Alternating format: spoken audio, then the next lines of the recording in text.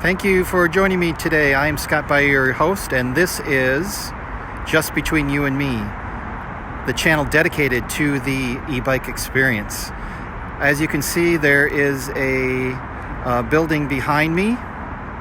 That is actually the famous Watergate Hotel. I'm just going to pan around that, like that, as you can see it. I am in the Washington, D.C. area along the Potomac River. Traveling around today. It's a beautiful, sunny, breezy day, about 64 degrees here, and just wanted to share with you the view of the Potomac River, because it is quite full. As you can see, as I pan around, got a number of boats, people paddleboarding, really getting out and enjoying the weather. It's just absolutely beautiful.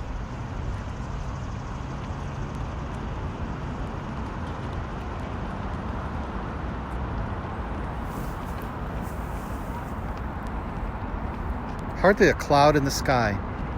Amazing weather. So let me share with you just a little bit about my e-bike. There are lots of different options on the market, all vary in features, costs, of course, construction.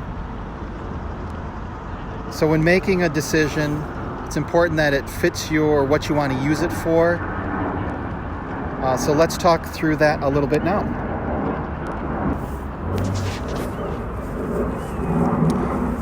As I mentioned in the beginning, mine is actually an Ecotric electric bike.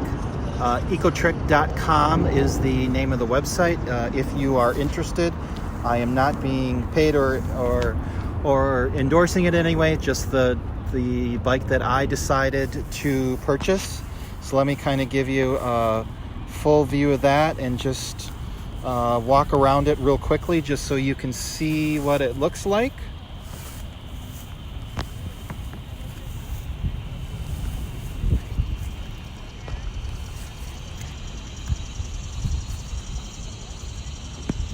You may have noticed some things that are different than if you are a current bike rider or don't know a lot about electric bikes.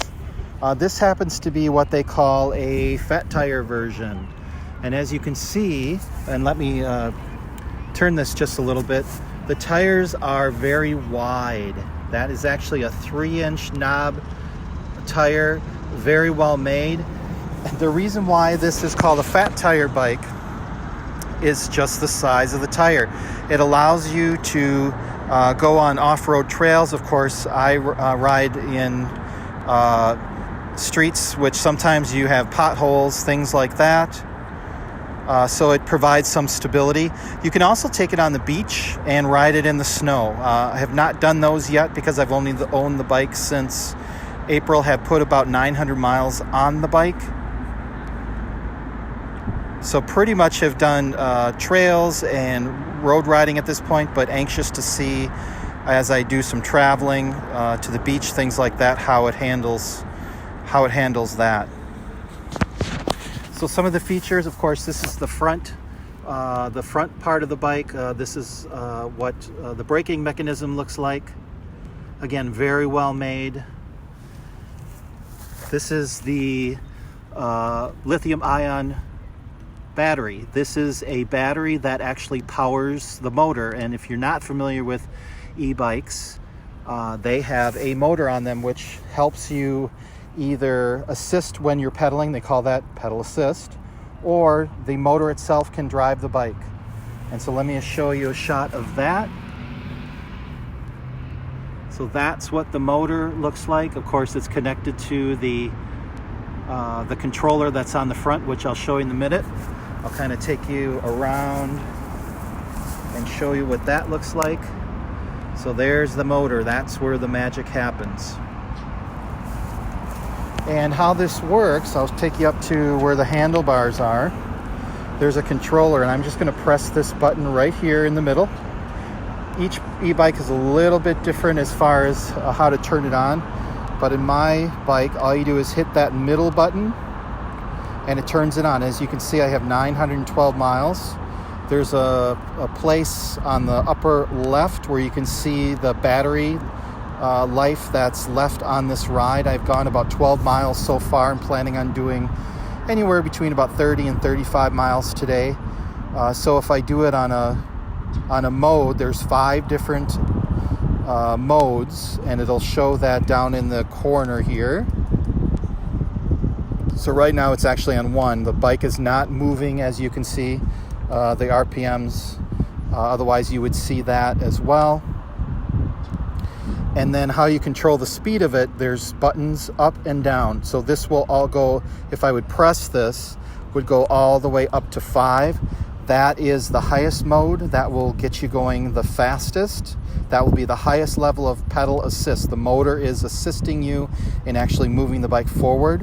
It also has a throttle on it. So when I push this throttle, and you can kind of see how the bike lurched a little bit. So if we were riding, this throttle would allow you to power the bike without having to pedal, which is nice, especially if you've been on a long ride, if you're tired, or you just want to go out and ride it like you would a moped, motorcycle. You have that option on the throttle, and most e-bikes have that somewhere located on the handlebar. This one has some really nice wide grips, leather grips, which I really like. Helps keep the bike steady. Of course, you can kind of see the brake pedals front and back, and then of course on the other side, same thing. One thing I had put on recently is this attachment. This actually holds my phone on here. If I'm going somewhere on a trip using a bike app, it actually stretches over the front, the top and the bottom of my iPhone. Gives me a really good sense without taking my eyes off the road where I'm going and where I need to be. So that is a nice something new that I've added just to assist in that as I'm taking longer and longer rides. Also has some nice storage on the bike. I purchased some of these accessories, which are little packs. This is nice because when I open up the top here, as you can see, it's got my I carry Lara bars, which are some of my favorite meal bars, and then I also have some hand sanitizer in case I need to wash my hands, and soap and water is not available. And then on the other side of this, I want to show you, this is something I recently added. This is by a company called Trinka, I believe. This has, again, another storage pouch that goes in there. This is where I actually have my keys, so they're pretty accessible right there. And then it has a water bottle holder, which is really nice. Now, originally this was supposed to hang on the frame right here.